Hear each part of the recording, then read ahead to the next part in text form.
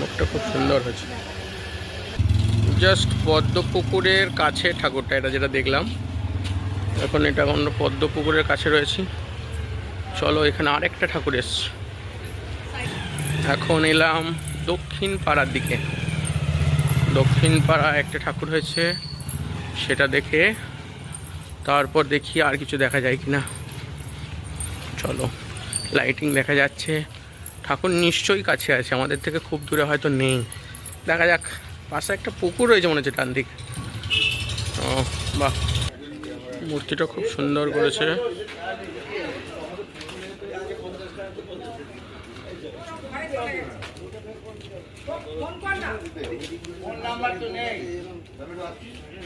কাছে আছে না, বাবুর কাছে আছে না।